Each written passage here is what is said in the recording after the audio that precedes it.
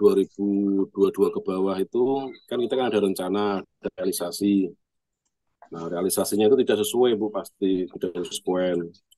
Misalnya sequennya sampai dengan Oktober itu harus 100%, nah, tapi realisasinya masih 82%. Kemudian pupuk itu ada numpuk-numpuk juga, Bu. Di kuartal kedua, kuartal ketiga itu numpuk-numpuk.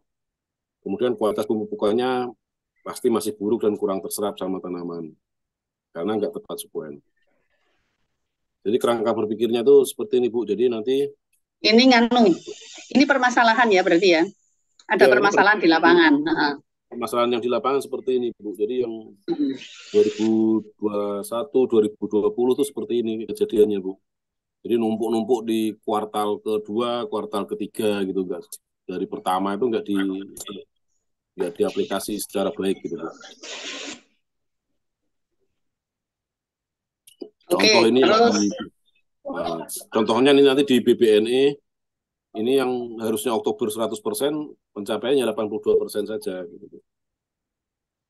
Nah, nanti inilah yang kami buat, Bu. Jadi nanti ada program buku pemupukan 2023. Ini buku kuningnya sudah ada, ini Desember ini baru mau terbit. Kemudian nanti ada peta status haranya. Kemudian kita buatkan RKT, kemudian kita buatkan RKB. Masuklah rekam ini adalah tanah kerja dari mandor yang sebulan. Nah, nanti yang dari sebulan itu masuklah ke RKH, Bu. Ini yang nanti kita buatkan aplikasi, jadi aplikasi namanya SPPK. Nah, terus aplikasi itu akan memberikan feedback secara harian. Jadi ada evaluasi hariannya. Dari output aplikasi ini nanti ada dari kita monitor di BJR, kemudian kualitas pemupukan, kemudian yang saran dari Bu tadi kemarin, Bu, jumlah tajuk yang baru. Jadi ini seperti ini, Bu, dari Bu. Nah, ya oke, kita lihatnya dulu. Buku kuning pemupukan 2023. Ini nanti ada status hara. Di dalam status hara itu pasti ada jenis pupuknya, ada rotasi pemupukan, ada dosis per pupuk. Kemudian ada nanti rencana kerja tahunan. Ini kita buat yang di Januari 2023 nanti. Itu yang Januari, Februari, Maret sampai dengan Oktober. Kemudian RKB-nya, jenis tonase luasan, kemudian rencana kerja pemupukannya. Nah, itu nanti ada muncul ke rekam itu tadi yang rencana kerja mandor target harian bulanan ini yang di breakdown sampai ke harian, jenis, tonase, kerja, kemudian kongsi tenaga kerja pemupukannya. Jadi sudah muncul nanti TK kerjanya. Kemudian ada RKH harian, itu ada tonase pupuk harian, jenis pupuk harian, blok pemupukan, TK yang digunakan, sama quality check harian.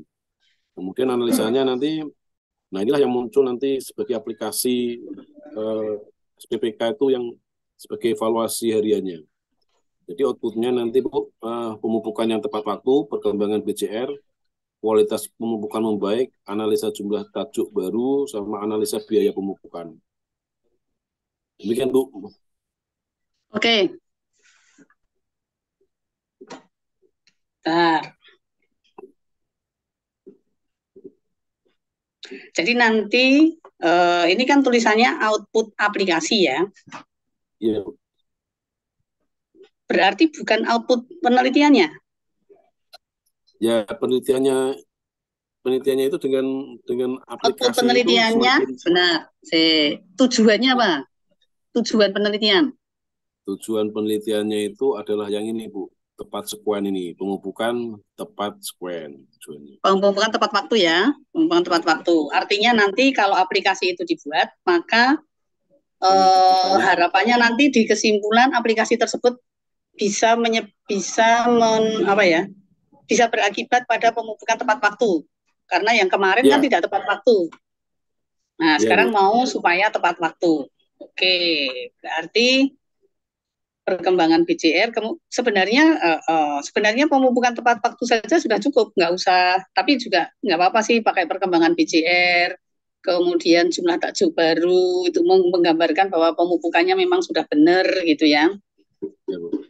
Ini sudah baik, Pak. Nah, cara berpikirnya udah benar ini, udah baik. Pak Adityo, ini sudah, menurut saya ini sudah baik ini. Jadi nanti data-data apa yang akan gini, Pak Aditya mengumpulkan data apa saja dan kemudian apakah membuat aplikasi baru, Pak? Ini aplikasi baru nantinya, Bu. Oke, aplikasi baru yang pertama. RKT itu apa namanya kan baru penelitiannya kan di 2023 nanti, Bu, Januari, Februari, Maret, April. Kemudian buku kuningnya kan baru minggu kedua nanti baru didistribusikan buku kuning pengukurannya. Nah, nanti kita membuat aplikasinya dari buku kuning tersebut, RKT, kemudian dibuat aplikasi. Oh, ya, betul. Jadi udah ada sih, Bu, kita udah kontak sama udah membuat IDGI. Ya. Rancangannya tinggal datanya yang dosis per pokok, kemudian jumlah pupuknya itu yang belum ada sesuai dengan buku kuning itu. Ya, jadi nanti data yang akan dicari adalah analisis harian ini ya Pak ya, realisasi harian, bahan yang digunakan, analisis tenaga kerja. Kemudian outputnya adalah harapannya itu nanti 100% pada bulan tertentu. Misalnya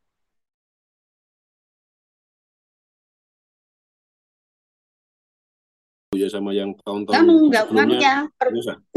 Enggak, jadi nganu Pak, seperti yang tadi coba Pak sebelumnya tayangan sebelumnya. Lagi sebelumnya lagi. Nah, ini loh Pak.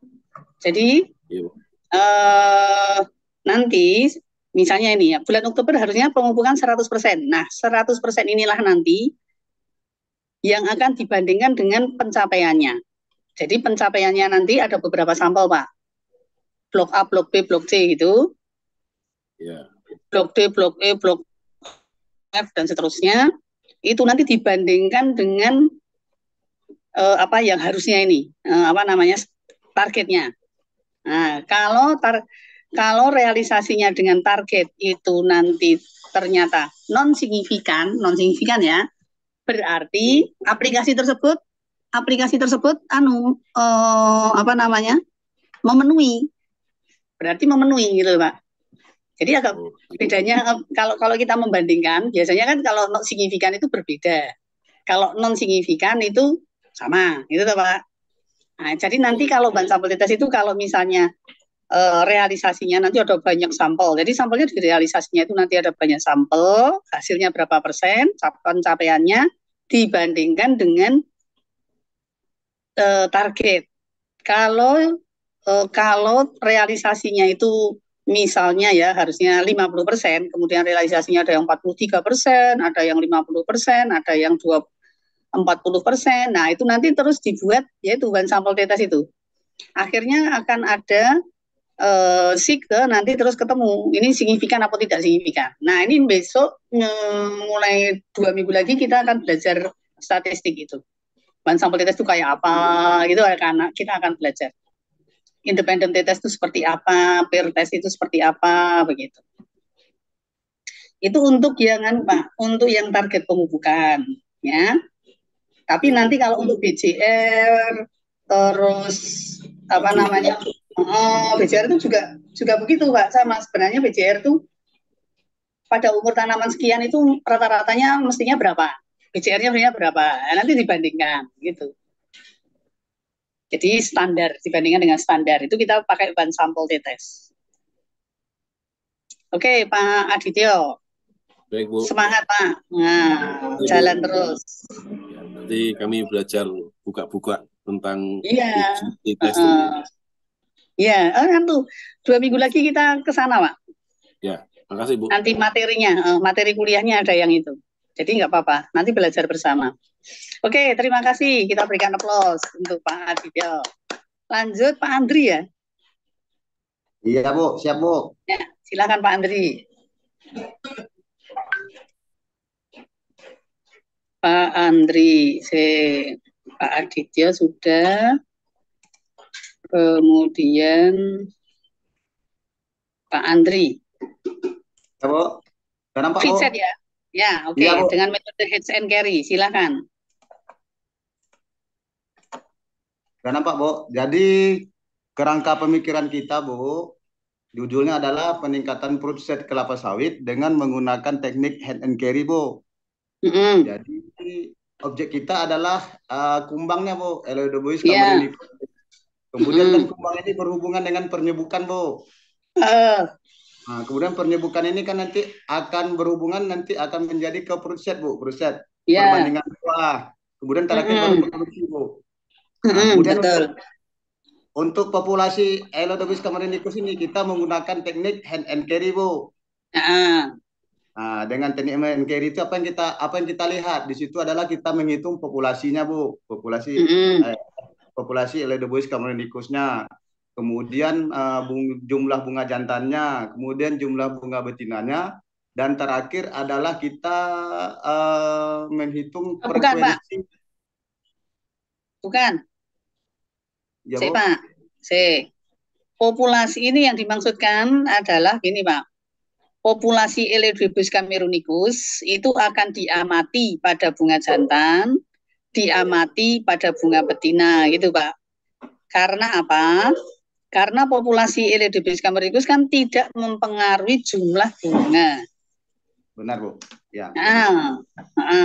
Jadi nanti yang kita hitung adalah populasi Eleudobois cameronicus di dalam kotak, di dalam kotak tangkar, populasi Eleudobois cameronicus pada bunga, jangan sampai keliru, Pak, dibetulkan, Pak. Ya, Bu. Populasi Eleudobois cameronicus di dalam kotak tangkar, kemudian yang bunga jantan bukan jumlah bunga jantan, tapi populasi Eleudobois cameronicus pada bunga jantan, populasi Eleudobois cameronicus pada bunga betina. Nah, jadi kita tidak usah, ini apa ya maksudnya frekuensi bunga jantan dan bunga betina itu? Ini maksudnya, Bu, ini apanya, Bu? Indikator yang mau kita pelajari, Bu. Jadi pengaruh dari pergantian frekuensi bunga jantan dan bunga jantan ini, Bu. Oh, bukan dan bunga jantannya bukan bunga jantan dan betina, tapi bunga betinanya saja, toh, Pak? Bunga jantannya aja, Bu. Bunga jantannya ditayangkan, Pak, Pak.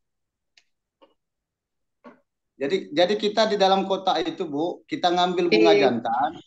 Ditayangkan lagi, Pak. Ya, Bu. Jadi kita ngambil bunga jantan ini, Bu, kita masukkan ke kotak head and carry. Iya, frekuensi penggantian bunga jantan itu, Bu. Gitu, jadi Bu. Ini dihilangkan, Pak, bunga betinanya.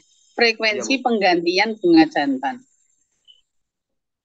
Terus yang bunga betina ini nanti ditambahi populasi Eleudobois cameronicus pada bunga betina. Populasi Eleudobois cameronicus pada bunga jantan.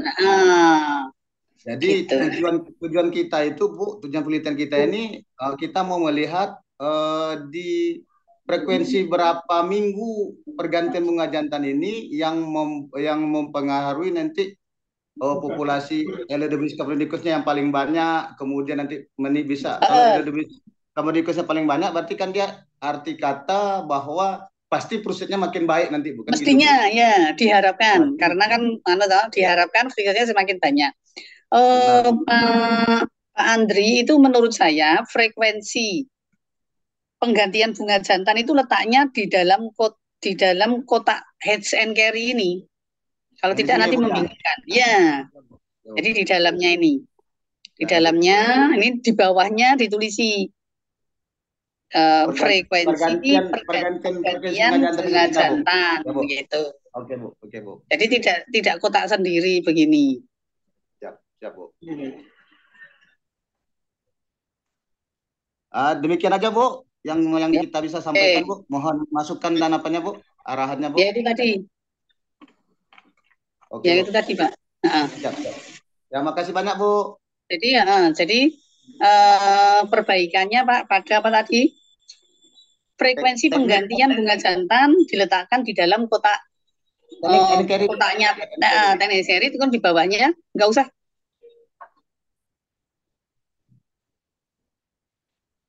Nggak usah pakai bunga betina. Ya, Bu. Ya, Bu. Baru di bawahnya kan baru populasi Edelweiss cavernicus di bunga jantan dan di bunga betina gitu ya, Bu ya. Ya, ya. Sekian aja, Bu ya. Ya. Oke, Bu. Makasih, Bu. Sama-sama.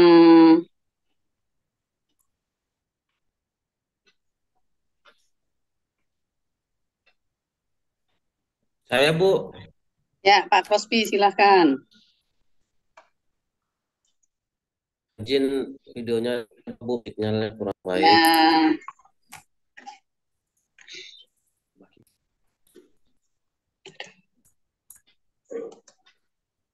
Pak Andre udah ini ya, stop share. Injeksi hara ya ini ya. Bu. Izin Bu, sudah kelihatan.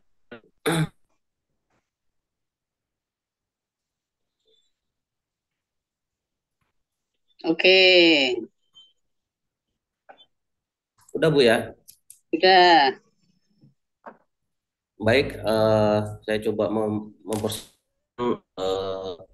rangka penelitian saya, Bu. Ini judulnya adalah upaya memperkecil yield gap dengan injeksi atau injection pada kelapa sawit di Darmus Agro.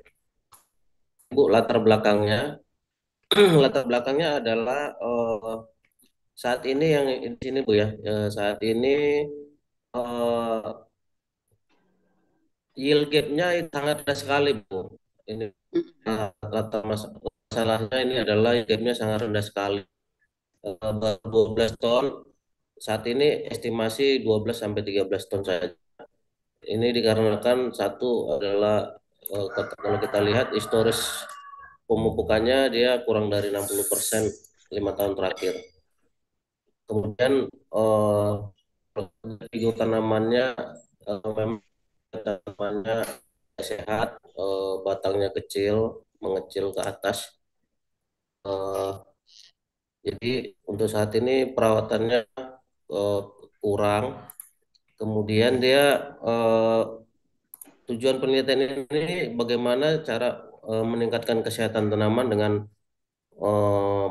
penambahan nutrisi hara yang lengkap. Jadi nanti tujuan saya adalah ketika tanaman itu diberikan pupuk yang lengkap 100%, kemudian dia diberikan lagi nutrisi tambahan melalui injection ini tadi. Jadi kita nanti dapat memperoleh data perubahan dan tanaman, berat dan rata-rata, rasio bunga betina yang tumbuh, kemudian yang ada, kemudian janjang berpokok. Kemudian juga setelah perlakuan juga kita bisa mengambil sampel kandungan minyaknya atau oil content-nya, dianalisa dia sebelum dan sesudah perlakuan. Ini alatnya dan bahan-bahannya. Ini Bu rangka penelitiannya. Adanya perbedaan yield gap saat ini 13 ton, yang harusnya dengan umur tanaman 12-13 tahun dia sudah harusnya di angka 22 minimal. Nah ini data yang ada 5 tahun terakhir, data curah hujan, kemudian data produksi atau yield. Di sini ada janjang. Nah dari sini nanti saya buat penelitian blok yang dilakukan pupuk 100% selama tahun 2022 tahun ini. Ditambah injeksi hara ini Bu, tambahan hara ini sudah kita lengkapi dan mikronya dalam bentuk cairan, kemudian disuntikan dalam batangnya Bu, dengan ketinggian 75, disuntikan kedalaman 10-20 cm selama 3 bulan, dan pengamatannya setelah 3 bulan lagi. Nah dari sini kita bisa tahu saat panen dia rotasinya kita ambil 3 kali sebulan. Saat panen di blok itu kita amati dia janjangnya dan mendapatkan produknya. Nah, ini diamati, kemudian analisa daunnya, daun pertama, kedua, ketiga tiap bulannya. Kemudian analisa minyaknya, kandungan minyak pada tersebut. Ini dia dibandingkan antara blok kontrol dan blok perlakuan. Nah, dari sini kita sudah dapat nanti masih produksi 6 bulan lagi. Demikian Bu, mohon masukannya. Oke. Nah, ini dia. Nah, Iya. jadi ya. Ini pengumpulan datanya. Iya. Nah, ini pelaksanaan ini Pak. Ini namanya pelaksanaan ini. Oke, di sini Pak, sebentar. Bentar ya Pak ya. Perbedaan heatgate, kemudian ini penambahan nutrisi, panen, analisis daun. Nah, yang paling bawah ini blok kontrol dan blok perlakuan, kemudian estimasi produk, kontrol dan blok perlakuan ini diletakkan di ini Pak, di kotak perlakuan ini loh Pak, dinaikkan. Dinaikkan Bu ya, setelah perlakuan Bu atau Ya, sebelumnya? ini blok kontrol dan blok perlakuan ini dijadikan satu kotak. Jadikan satu kotak dengan perlakuan selama 3 bulan. Oh ya Bu ya. Ya. Jadi nanti terakhir itu panen ini Pak. Oh ya. Jadi ini yang boleh naikkan ke atas sini Bu ya. Ya betul, itu diturunkan panennya. Panennya diturunkan, terus blok kontrol itu digabung, nah itu, gitu ya betul seperti itu. Ya. Kayak sopo hijau kayak. Udah bagus Pak. Udah bagus. Oke, bagus Pak. Tepuk tangan. Wah, ini sudah banyak yang siap seminar proposal ini. Kalau dilihat dari ininya loh. Nah, susahnya membuat proposalnya itu. Soalnya untuk seminar proposal itu proposal harus ACC. Harus ACC. Oke, terakhir Pak Marwan ya. Betul? Pak Marwan. Izin stop share Bu ya. Ya, di stop share. Pak Marwan nggak ada ya?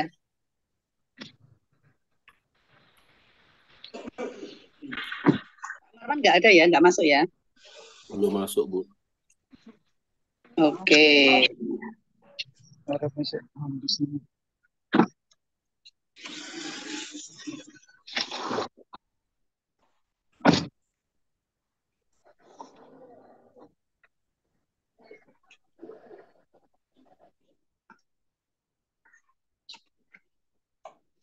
Oke, sekarang kita lanjutkan materi berikutnya. Nanti kalau Pak Marwan masuk, kita ajak diskusi kerangka.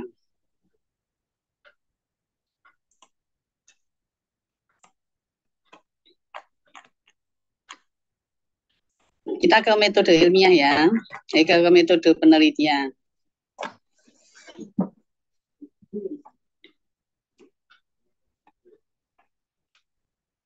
Oke, apa itu metode penelitian? Jadi gini, seperti yang sudah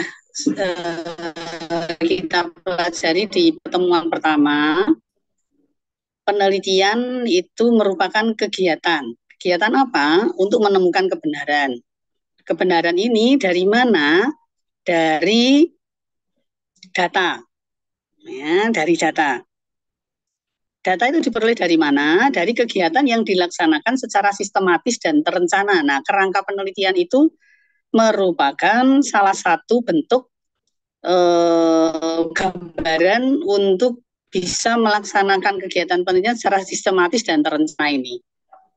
Kemudian akar filosofinya adalah memperoleh kebenaran melalui logika secara sistematis dan metodis. Oke ya. Nah, sekarang metode sendiri apa? Adalah teknik ilmiah untuk memperoleh data. Data dari apa? Dari fenomena yang ditemui. Ya. Jadi intinya gini, kalau Bapak-Bapak itu melakukan penelitian, kalau sudah selesai itu harus ada data, ya, harus ada data. Saya penelitian sudah selesai, tapi nggak dapat data, ya berarti belum selesai. Begitu. Nah, setiap metode cara memperoleh, jadi kan metode itu cara memperoleh data atau teknik memperoleh data yang dilakukan secara ilmiah. Nah, setiap metode itu khas atau khusus, ya. Jadi setiap metode penelitian itu punya karakteristik yang berbeda, sehingga tidak ada satu metode yang bisa digunakan secara umum untuk semuanya, ya. Tergantung nanti mau apa. Apanya yang berbeda? Yaitu subjeknya, cara menentukan subjeknya, cara menentukan instrumennya, cara analisisnya. Nah, itu berbeda-beda.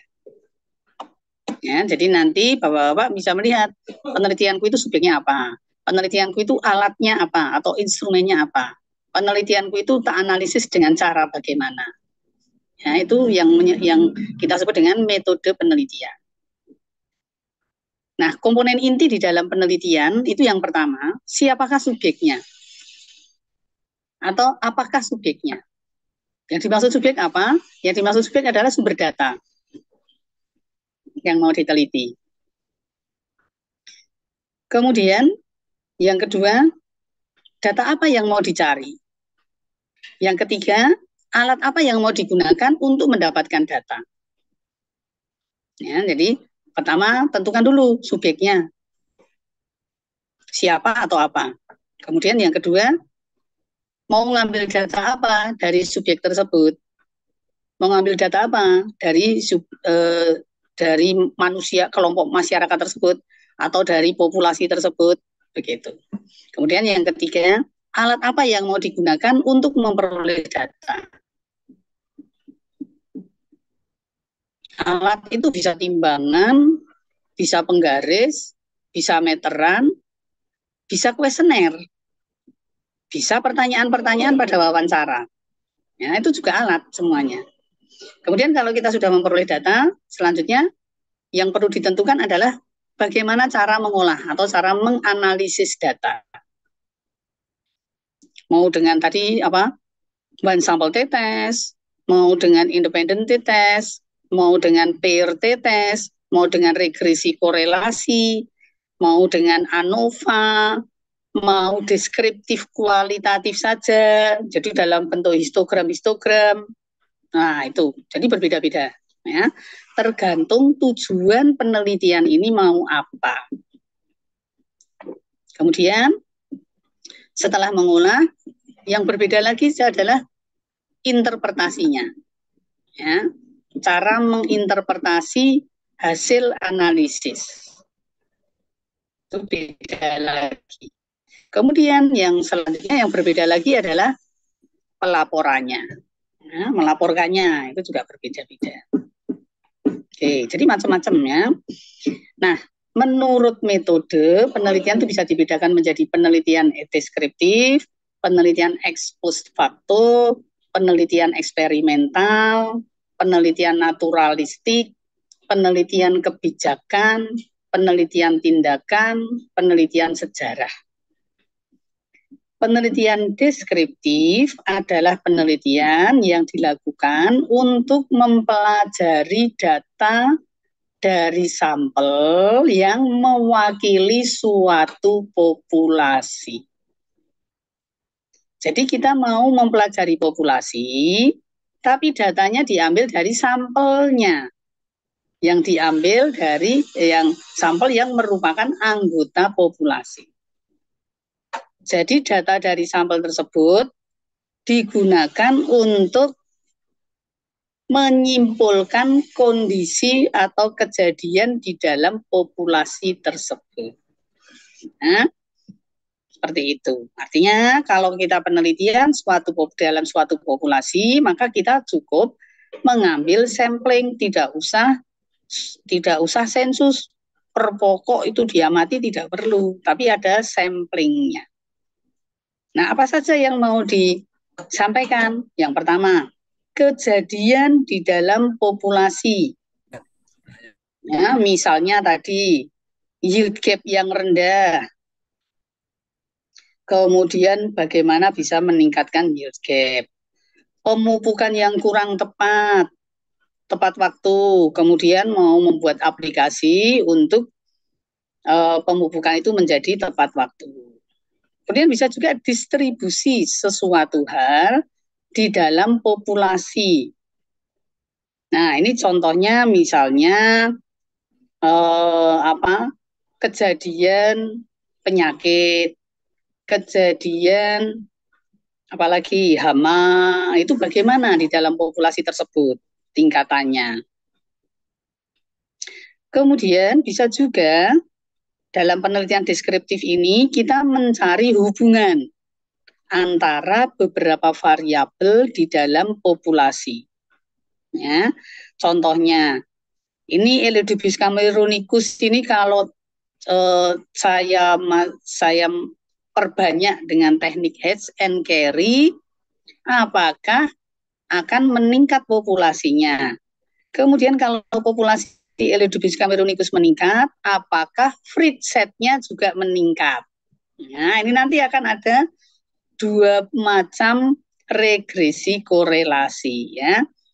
Hubungan antara hedge and carry dengan populasi Elidibis cameronicus dan hubungan antara Elidibis cameronicus dengan fruit set. Jangan-jangan populasi Elidibis cameronicus berapapun fruit setnya ternyata sama. Ya udah, nggak usah diapa-apakan aja gitu ya. Oke.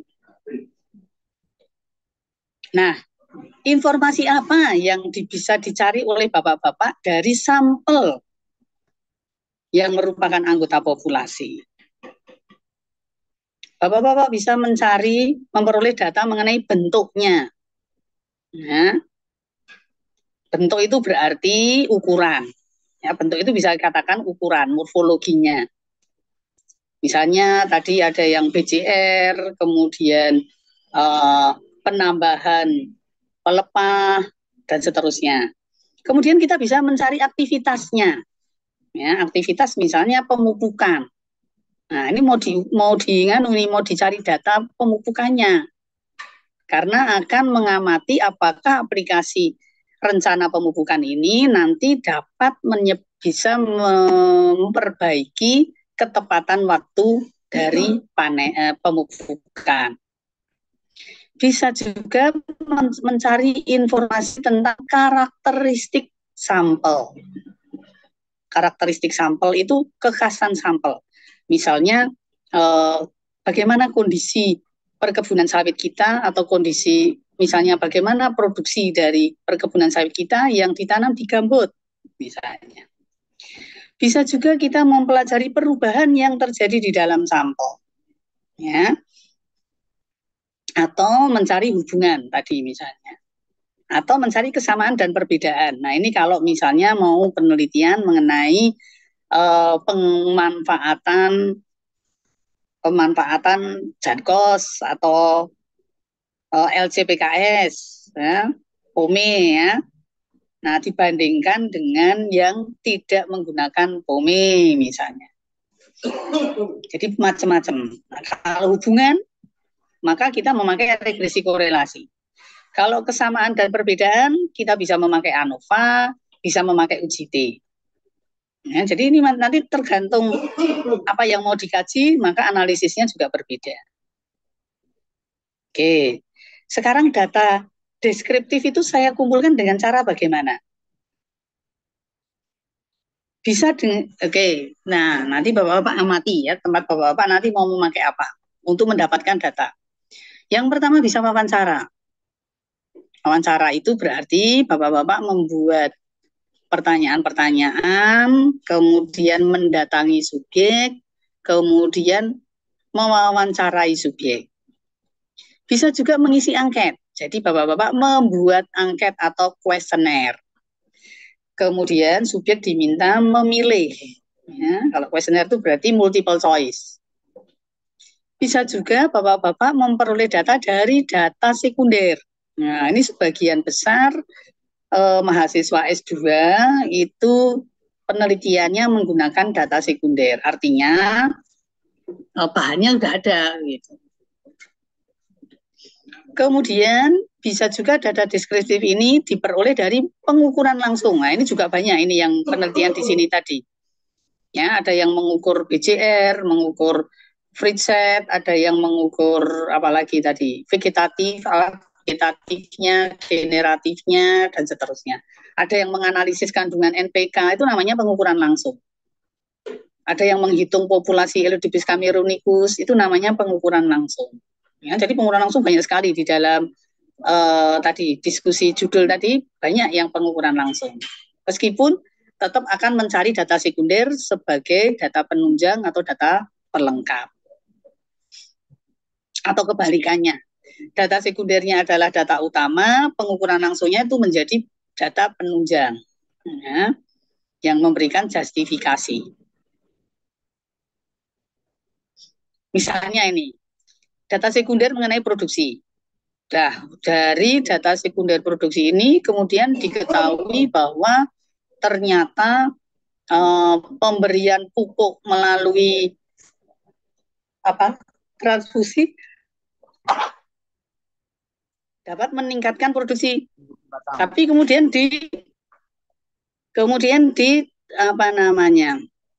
selain data sekunder itu juga mengukur sendiri. Jadi diklarifikasi dengan pengukuran.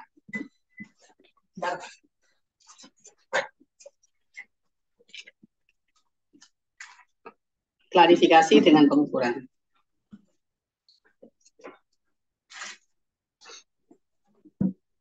Oke. Nah, penelitian deskriptif itu bisa digunakan untuk studi perkembangan, yaitu kajian yang mempelajari perubahan atau kajian yang mempelajari perkembangan. Ya, misalnya kaitannya dengan iklim, misalnya itu studi perkembangan. Studi kasus, tadi ada ya studi kasus. Studi kemasyarakatan. Nah, ini adalah kajian mengenai karakteristik masyarakat tertentu, misalnya nih petani plasma.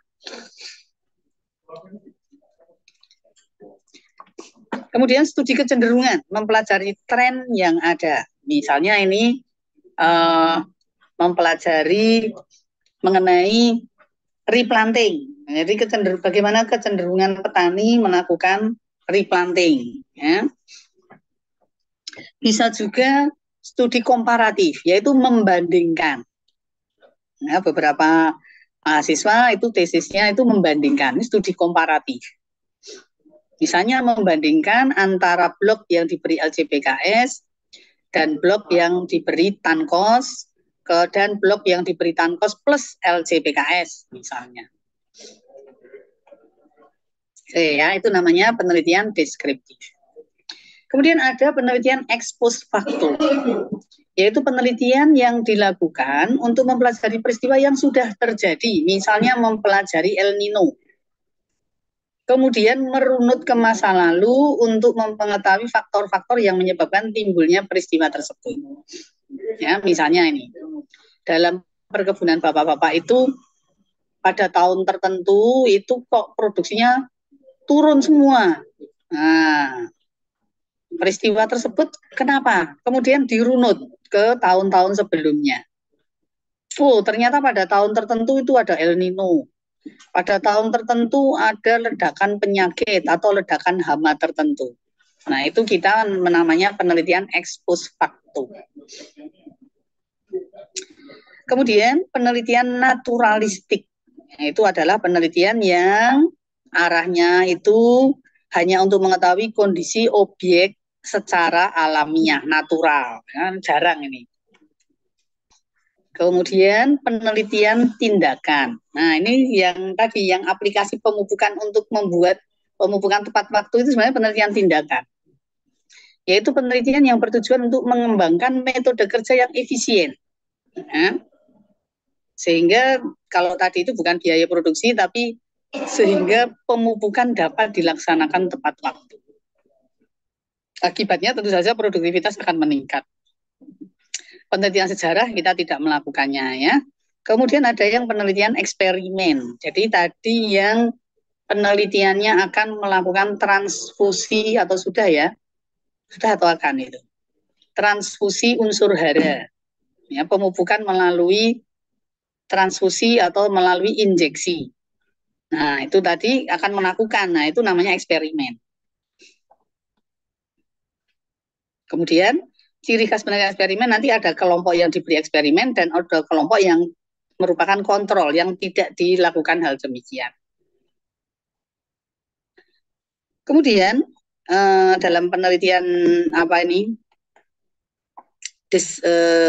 Penelitian tadi, nah ini ya, itu ada juga penelitian kebijakan. Dan yang di sini nggak ada. Tapi kakak kelas yang tahun lalu ada yang penelitian kebijakan. Penelitian kebijakan bertujuan untuk merekomendasikan hasil penelitian tersebut untuk digunakan sebagai pembuat kebijakan, pembuat keputusan atau pembuat kebijakan. Jadi ini biasanya dilakukan oleh orang-orang yang berkaitan dengan pemerintah. Kalau yang kakak kelas baru saja, yang tapi ini masih proses ya kelihatannya, dia itu penelitian kebijakan mengenai ISPO. Ya. Kemudian dulu juga pernah ada itu kebijakan mengenai atau mengenai apa itu loh cendana, kayu cendana di Flores, ya, penanaman kayu cendana rakyat di Flores. Nah, itu namanya penelitian kebijakan.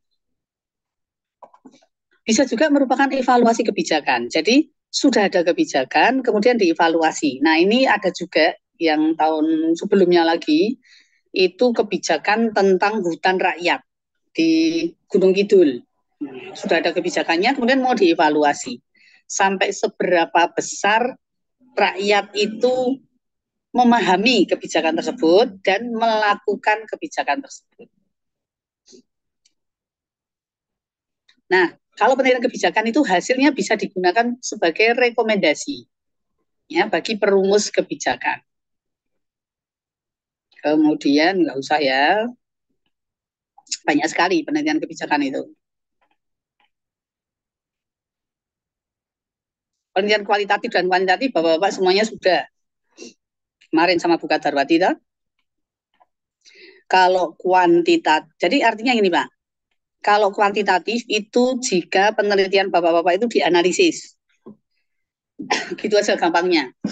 Kualitatif itu juga bisa angka, tapi angkanya tidak dianalisis. Misalnya hanya dibuat tabel, atau dibuat histogram, atau dibuat grafik. Nah, itu namanya penelitian kualitatif. Kalau kuantitatif itu data-data dianalisis. Nah, itu bedanya seperti itu sebenarnya. Akhirnya seperti itu. Meskipun ada banyak hal juga ya. Tapi kalau dalam kaitan dengan Bapak-bapak itu seperti itu. Oke. Kemudian kita akan melihat di dalam penelitian kuantitatif yang ada data tadi, kita akan menggunakan hipotesis. Apa itu hipotesis? Adalah prediksi. Prediksi hasil. Tapi prediksinya ini diambil dari penelitian sebelumnya. Jadi nanti jangan lupa Bapak-bapak, di tinjauan pustaka Bapak-bapak itu mesti ditampilkan hasil-hasil penelitian sebelumnya. Hasil-hasil penelitian sebelumnya. Ya. Untuk apa? Untuk menyusun hipotesis. Nah, dengan adanya hipotesis ini kita akan fokus di dalam penelitian kita. Ya. Kemudian, di dalam penelitian kuantitatif, kita mempunyai istilah populasi dan sampel. Populasi adalah keseluruhan unit yang menjadi objek penelitian, semuanya. Ya, misalnya divisi sekian, wah itu berarti seluruhnya itu kita sebut dengan populasi. Sampel adalah bagian dari populasi yang nyata diambil datanya. Nah, sampel yang kita ambil itu wajib bisa mewakili populasi atau istilahnya representatif.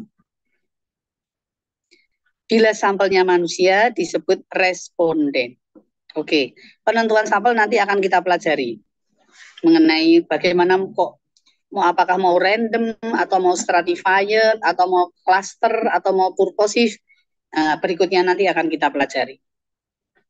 Nah, kemudian ketika Bapak-Bapak mau mencari data, Bapak-Bapak menggunakan alat, ya, kita sebut dengan instrumen penelitian. Nah, instrumennya apa tergantung data yang mau diambil. Kalau berat ya timbangan, kalau tinggi ya penggaris, kalau diameter ya apa namanya itu meteran. Kalau misalnya apa ketebalan begitu ya kita bisa ketebalan kita bisa pakai jangka sorong begitu. Kalau masyarakat responden ada responden instrumennya berarti kuesioner atau wawancara. Gitu ya. Nah, yang perlu dijelaskan di dalam desain itu yang pertama apa? Permasalahannya apa? Kemudian mengapa? Mengapa itu adalah latar belakang. Jadi mengapa hal tersebut jadi permasalahan? Kemudian bagaimana? Nah, bagaimana ini ada di metode. Ya, bagaimana memecahkan permasalahan tersebut itu masuk di metode. Kemudian kita mendapatkan data. Data diolah, disimpulkan. Nah, setelah disimpulkan kembali lagi ada orang yang menemukan masalah terlagi.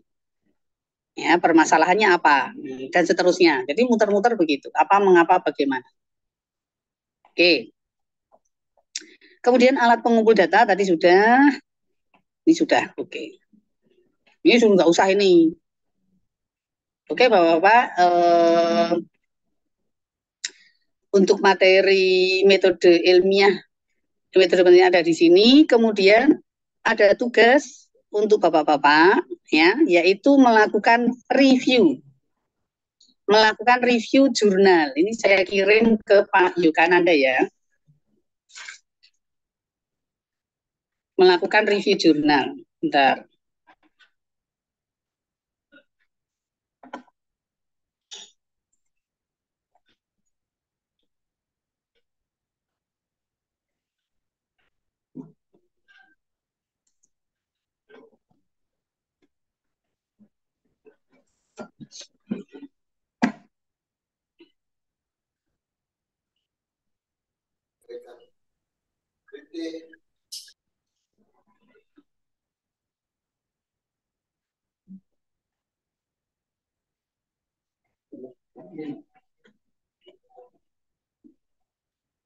Nah, ini untuk rewel. Pakai ini aja sebentar.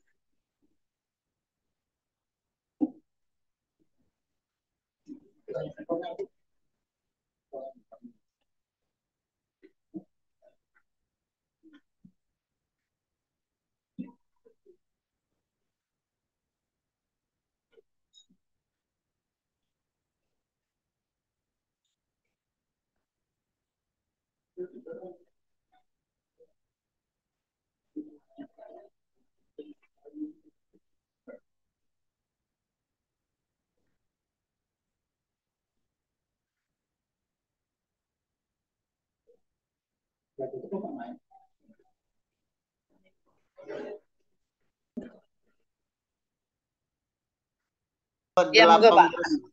Dari ke-18 jurnal pilih ini yang mau kita buat, Bu? Satu atau, saja. Pilih atau satu. ditentukan aja, Bu, dari nomor itu, Bu. Oh, nggak usah. Milih aja nggak apa-apa. Senangnya apa gitu. Siap, siap, Bu. Nggak apa-apa. Kalau sama juga nggak apa-apa kok. Ada yang sama, nggak apa-apa. Tapi kemungkinan apa ya? Probabilitas sama itu kan sedikit. Karena orangnya banyak, orangnya sedikit, jumlahnya 18. Nah, nanti tertarik yang mana gitu. Atau aku menguasai yang mana, itu yang dikerjakan. Oke. Saya kira kuliah kita sampai di sini. Silakan mengerjakan tugas, ya. Minggu depan presentasi. Nah, kemudian minggu depan itu saya akan masuk di teknik sampling. Ya. Selain presentasi kan nanti tidak lama. Teknik sampling itu apa saja, nanti supaya paham ya. Kemudian 2 minggu lagi kita akan belajar menggunakan SPSS. Kemudian minggu terakhir kita akan bersama-sama memahami bagaimana cara menulis untuk dimuat di jurnal. Ya. Jadi nanti lulus metodologi riset itu bisa mengerjakan proposal, bisa mengerjakan penelitiannya, membuat laporannya, sampai membuat jurnalnya, menganalisisnya. Begitu. Kemudian minggu depan itu hari Sabtu itu di kampus ada acara dari pagi biasanya sampai siang, acara Dies Natalis. Nah, minggu depan kalau saya undur jam 2 seperti minggu yang lalu, apakah bisa? Halo? Bisa, Bu. Iya. Bisa, Bu. Nah, supaya saya tidak tergesa-gesa pulangnya itu loh. Kan dari kampus ke rumah itu waktunya sekitar 1 jam perjalanannya itu. Karena saya di kota bisa, itu Bu. banyak traffic. Khawatir kalau nanti malah terlambat kan nggak enak. Oke ya, jadi minggu depan karena ada Dies Natalis, kita mulai jam 2. Demikian. Kita tetap kuliah. Terima kasih banyak Bapak-Bapak. Selamat beraktivitas semuanya dan semoga sukses. Ya, selamat mengerjakan tugas Terima tadi kasih, itu. Bu. Ya, selamat mengerjakan tugas. Langsung dikerjakan, ini kan masih ada waktu. Ya, Bu. Langsung dikerjakan ini, Bu. Ya, Bu. Ye, nyun pamit. Terima kasih.